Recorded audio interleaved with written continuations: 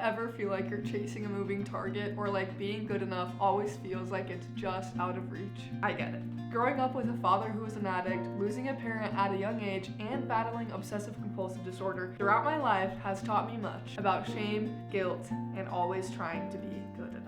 But what if being good enough is a myth? What if your worth is not something to chase or try to measure up to? This is the Enough Effect podcast, a space to rewrite the narrative, share stories, and discover the power of being you exactly as you are. Welcome back to the Enough Effect podcast. I'm your host, Abby Tabilos. Thank you so much for tuning in to another episode. And if it's your first time here, welcome to my corner of the internet, where we talk about all things mental health, especially OCD, and even more specifically, Scrupulosity OCD.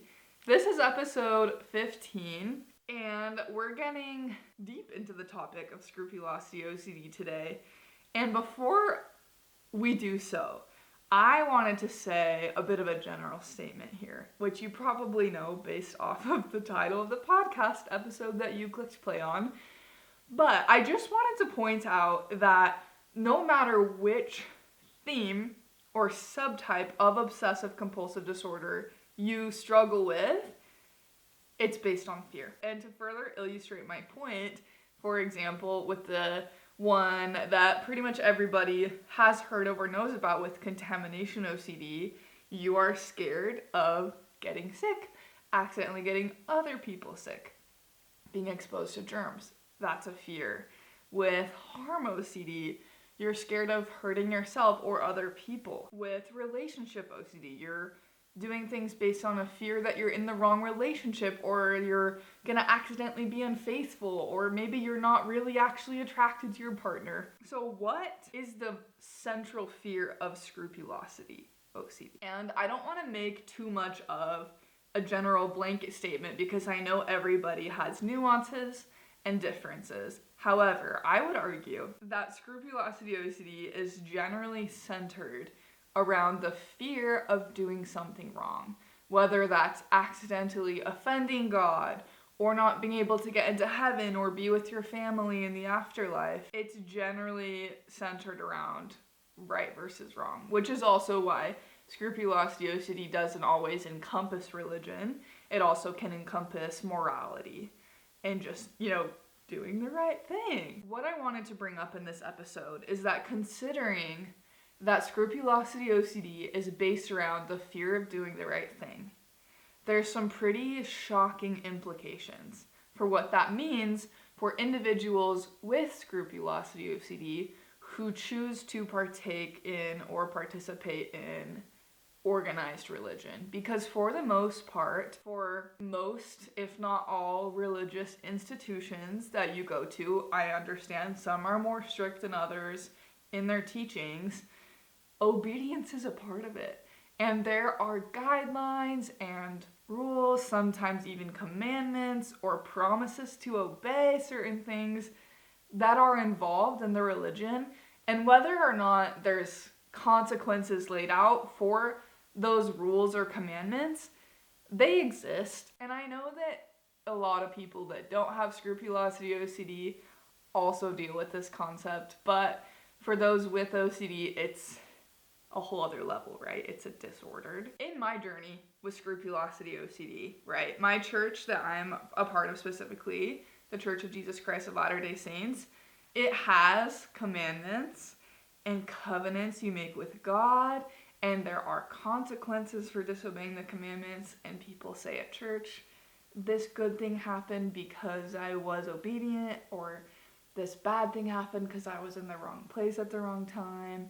And I know that not all of these are teachings of the church, and they're sometimes people just saying things, but as someone with OCD, it can be hard to separate those sometimes. And as I noticed this, and as I tried to go back in interacting with religion shortly after my diagnosis, I had to ask myself the question, am I praying, reading my scriptures, repenting, going to church because it's a compulsion?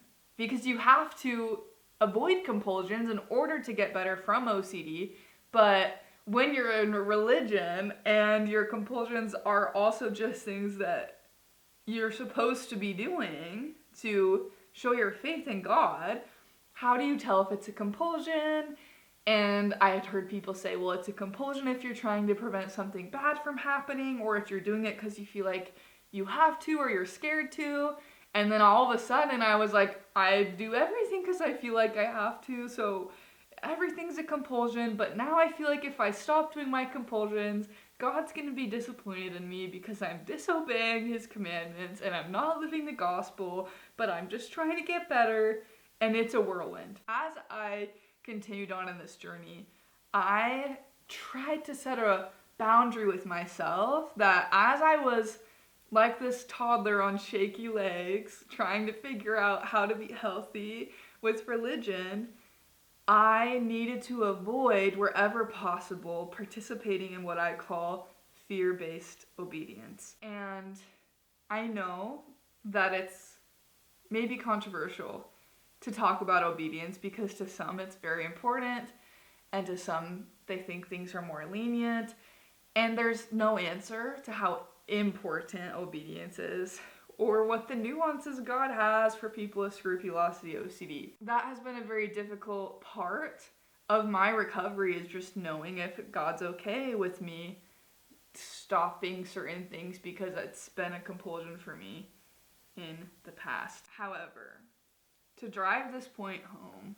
I want to talk about an epiphany that I had recently. I've been going through this for over a year. This whole fear-based obedience, what's compulsion, what isn't thing. I realized that hypothetically, if I could maybe talk to God or Jesus and talk about obedience, this whole thing I'm going through with scrupulosity, or even somebody who doesn't have OCD, and we were speaking about it, I think that the general consensus would be that obedience is meant to be based on faith, right? It's meant to be, I don't know the purpose that God has asked me to, whatever, keep the Sabbath day holy, but I have faith in him, so I'm going to follow that commandment or be obedient to that commandment because I choose to, because of my faith.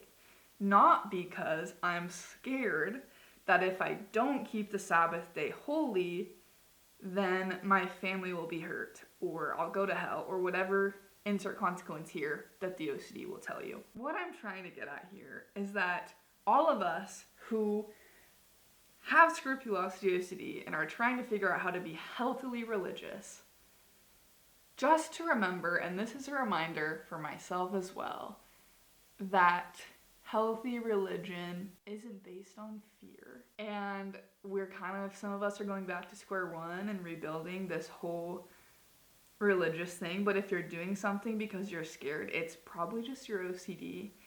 And it's going to be, for lack of a better word, scary as hell to navigate your OCD in your religion and being scared that God's going to think you're using your OCD as an excuse if you're not obedient, and etc., etc. I have heard it all in my own head, trust me. But speaking from the heart here, for those going through that journey, holy cow, it's scary, and holy cow, it's hard. But if we don't do it, if we don't lean away from fear-based obedience, and if we don't stop avoiding it and avoiding religion altogether because we don't know how to be in religion without being scared, we are never going to get our life back from OCD. And that's my why for doing this whole journey, is if I keep avoiding religion because I don't know how to do it without being scared, OCD is always going to be like a shadow following me around, and the second someone brings up religion, all this is going to come back up. And I want my life back. I want my life back. So I make this podcast, I share my content, I'm writing my book, and it's partly for me and partly for everybody who's like me, because I know this is so hard. But please, I know it's cliche, please remember, I'm right here in the trenches with you and trying my best to believe that stopping certain aspects of my faith for now, and maybe forever, I don't know yet. That's so scary to say, because I'm trying to take my life back from mental illness. I'm trying my best to believe that the God I want to believe in understands that.